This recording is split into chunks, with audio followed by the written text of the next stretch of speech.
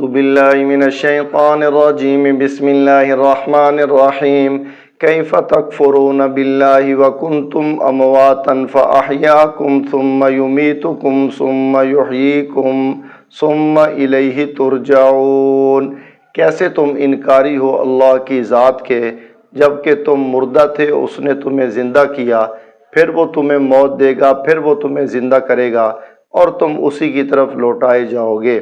محترم ناظرین، محترم خواتین و حضرات، آج ہم اس آیت کے ضمن میں آپ کو بتانے چلے ہیں اللہ تعالیٰ کے وجود پر عقلی دلیل، پھر اس کے ساتھ آیت کی روحانی کیفیت، پھر اس کے بعد اسی آیت کے ضمن میں مقصد انسانی تخلیق کا مقصد، پھر اسی آیت کے ضمن میں مرنے کے بعد اٹھنے کا عقیدہ، اور اسی آیت کے ضمن میں ایک اہم سوال اور اس کا جواب۔ جہاں تک اللہ تعالیٰ کے وجود پر عقلی دلیل ہے، اللہ تعالیٰ نے یہاں اپنی قدرت کاملہ کے 4 مراحل بتائے ہیں اور انسانی زندگی کے 4 ادوار بتائے ہیں۔ ان میں سب سے پہلا دور انسانی زندگی کا یہ بتلایا کہ تم اللہ کی ذات کے کیسے انکاری ہو جبکہ تم مردہ تھے۔ اب یہ انسان کو سب سے پہلے موت سے واسطہ پڑا ہے، تو وہ پہلے مردہ کب تھا؟ اس کا معنی علماء نے لکھا ہے کہ جو پہلی موت ہے اس سے مراد پردہ عدم ہے۔ پھر اس نے پردہ عدم میں کئی مراحل طے کیے۔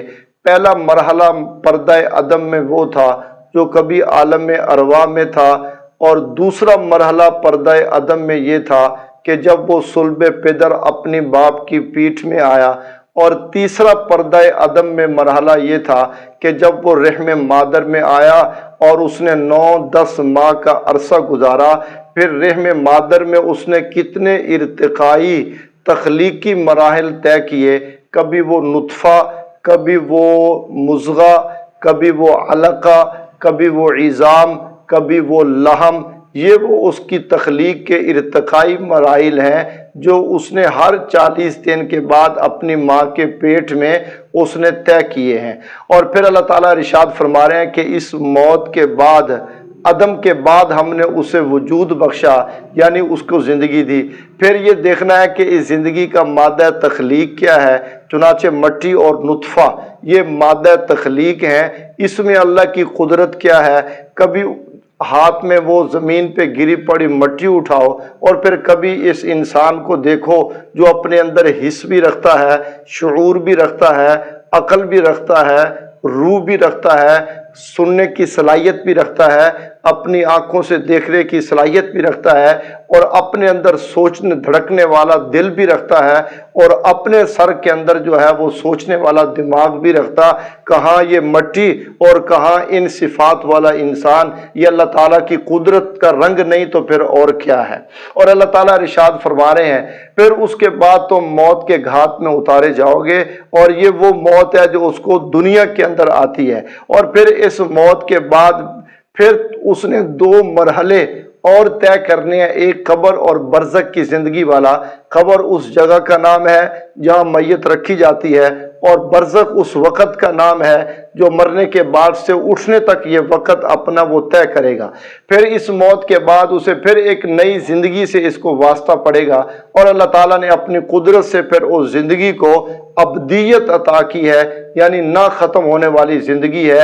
یہ سب کیا ہے؟ یہ اللہ تعالیٰ کے وجود پر عقلی دلیل ہے۔ یہ اس کے توحید پر، انسان کی زندگی کا ایک ایک مرحلہ اللہ تعالیٰ کی توحید پر بطور شہادت اور گواہ کے موجود ہے۔ اس لیے اللہ تعالیٰ کو بڑی حیرت ہو رہی ہے کہ انسان کا ایک ایک مرحلہ جو میرے وجود اور توحید کی دلیل بنتا ہے، اور اس کے باوجود وہ میری ذات کا انکاری ہو گیا۔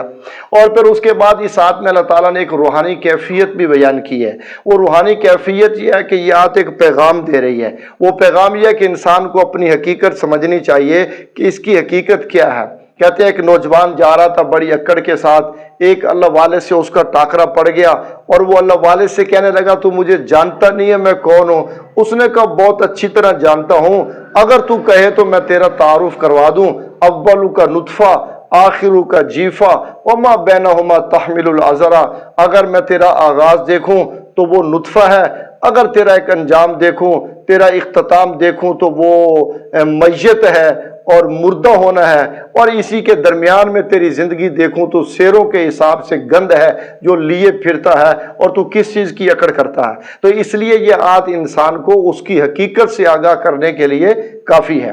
اور دوسرا اس آیت میں روحانی کیفیت جو اللہ تعالیٰ نے ذکر کی ہے کہ انسان کو یہ زندگی اللہ تعالیٰ کی امانت سمجھنی چاہیے۔ وہ انسان اس زندگی کا مالک نہیں ہے، بلکہ اللہ کی اس امانت پہ امین ثابت ہوگا تو یہ امانت دار ہے۔ اگر اللہ کی ان امانتوں کو بطور امین ثابت نہ ہوگا تو یہ خائن اور دغاباز اور منافق ثابت ہوگا۔ یہ ایک روحانی کیفیت ہے جو اللہ تعالیٰ نے دوسرے نمبر پہ اس آیت میں ذکر کی ہے۔ اور تیسرا یہ کہ اس کو موت کی حقیقت سمجھنی چاہیے، اور موت مٹنے کا نام نہیں ہے۔ موت مٹنے کا نام نہیں ہے کہ مر گیا اور ختم ہو گیا۔ موت کی حقیقت ایک مرحلہ سے دوسرے مرحلہ، ایک جہان سے دوسرے جہان کی طرف منتقل ہونے کا نام ہے۔ اور چوتھی چیز اس آیت کا پیغام وَإِلَيْهِ تُرْجَعُونَ کہ انسان کو جب مر کے جو اللہ کے پاس جانا ہے، اگر وہ اس زندگی میں اللہ کا ہو کے رہ جائے اور اپنا دل وہ اللہ کے حوالے اپنی زندگی میں کر دے تو یہ بہت مزیدار زندگی ہے۔ مر کے اس کا پورا ہو جانا وہ اتنا مزیدار نہیں ہے جتنا اپنے زندہ ہوتے ہوئے اپنی مرضی سے اپنے آپ کو اللہ کے سپرد کر دینا۔ جیسے سیدنا ابراہیم علیہ السلام نے کہا تھا قُلْ إِنَّ صَلَاتِي وَنُسُكِي وَمَحْيَايَ وَمَمَاتِي، میری نماز، میرا روزہ، میری قربانی، میری زندگی، میرا مرنا جینا سب اللہ کے لیے ہے۔ وَإِلَيْهِ تُرْجَعُونَ نے یہ چوتھا روحانی کیفیت پہ مشتمل انسان کو یہ پیغام دیا ہے۔ اور پھر اس کے بعد یہ آیت انسان کو مقصد زندگی، اس کی پیدائش کا جو مقصد ہے وہ یہ آیت یہ بھی بتا رہی ہے۔ آپ کہیں گے کہ مقصد تخلیق اس آیت سے کیسے سمجھا جا رہا ہے کہ تم مر کے پھر اس کے بعد اسی کی طرف لوٹ کے تمہیں جانا ہے۔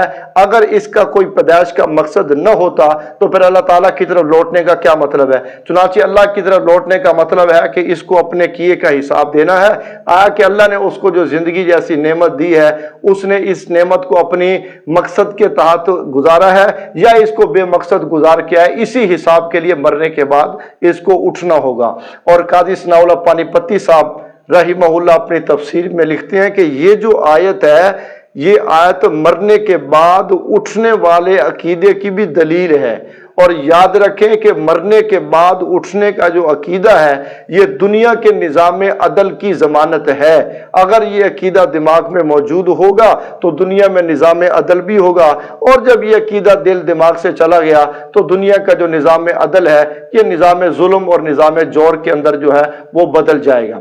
اور پھر میں نے آخر میں عرض کیا کہ یہ آج جو ہے وہ ایک اہم سوال اور اس حوالے سے ایک جواب بھی عرض کرنا ضروری ہے۔ سوال یہ پیدا ہوتا ہے کہ یہ دو موت اور دو زندگیاں تو سمجھ میں آ گئی، تو تیسری زندگی کہاں چلی گئی؟ جو اہل سنت اور اہل اسلام کا عقیدہ ہے کہ یہ جو قبر کے اندر بھی ایک زندگی ملنے والی ہے، تو پھر اللہ تعالیٰ نے اس کا تذکرہ کیوں نہیں کیا؟ پہلی بات تو یہ سمجھیں کہ اہل اسلام اور اہل سنت کے ہاں ایک تیسری زندگی قبر کی بھی ہے، اسے یہاں مستقل طور پہ اس لیے ذکر نہیں کیا کہ وہ دنیا کی زندگی کی طرح عمل والی زندگی نہیں ہے اور آخرت کی زندگی کی طرح وہ مستقل اور پوری جزا والی زندگی نہیں ہے۔ تو اس لیے اللہ تعالیٰ نے اس زندگی کو مستقل ذکر نہیں کیا، بلکہ اسے یا تو دنیاوی زندگی کا تتمہ قرار دیا یا اسے اخروی زندگی کا مقدمہ سمجھ کے اللہ نے اس آیت میں یہاں چھوڑ دیا۔ لیکن یہاں چھوڑنے کا مقصد یہ نہیں ہے کہ باقی قرآن و سنت میں زندگی کا ثبوت نہیں ہے۔ میں عرض کرنا چاہتا ہوں کہ جو قبر کی زندگی کے قائل نہیں ہیں وہ قرآن کی اس آیت کے بارے میں کیا کہیں گے؟ وَلَا تَقُولُوا لِمَن يُقْتَلُ فِي سَبِيلِ اللَّهِ أَمْوَاتٌ بَلْ هُمْ أَحْيَاءٌ، بل احیاء کے قرآن جن کو احیاء کہہ رہا ہے، یہ حیات تو وہی ہے نا جو اٹھنے سے پہلے والی ہے، اور جو اٹھنے سے پہلے والی حیات ہے وہ قبر کی اور برزخ کی حیات ہے، تو اس حیات کا پھر کیسے انکار کیا جائے گا؟ اور بالخصوص نبی پاک صلی اللہ علیہ وسلم کی حدیثیں جو اس بات عذاب القبر میں محدثین نے جمع کی ہیں، ان میں ایک ایک حدیث اٹھا لیں کہ مرنے کے بعد جب اس کے رشتہ دار اسے دفنا کے جاتے ہیں تو جوتوں کی آہٹ وہ سنتا ہے، وہ اس زندگی کی دلیل ہے، اور جب اس کی قبر کی آخری اینٹ بند ہوتی ہے تو منکر نکیر آ کے اسے اٹھا کے بٹھا دیتے ہیں، وہ اس قبر کی زندگی کی دلیل ہے۔ نبی پاک صلی اللہ علیہ وسلم کا گھوڑا انہی قبر پہ بدکنے لگا، آپ نے فرمایا 2 آدمیوں کو قبروں میں عذاب ہو رہا ہے، یہ اسی زندگی کی دلیل ہے۔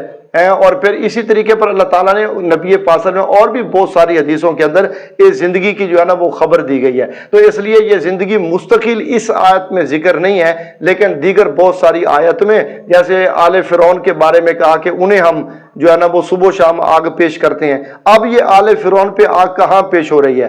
ابھی تو قیامت کا زمانہ تو آیا نہیں، اور وہ دنیا میں بھی نہیں ہے۔ تو یقیناً یہ جو درمیان والا پروسیس ہے، مرنے کے بعد اٹھنے سے پہلے والا، یہ قبر برزخ والا، اسی میں ان کے اوپر آگ پیش ہو رہی ہے۔ تو یہ بھی ایک زندگی کی جو ہے نا وہ دلیل ہے جو قرآن مجید کی آیت کے اندر موجود ہے۔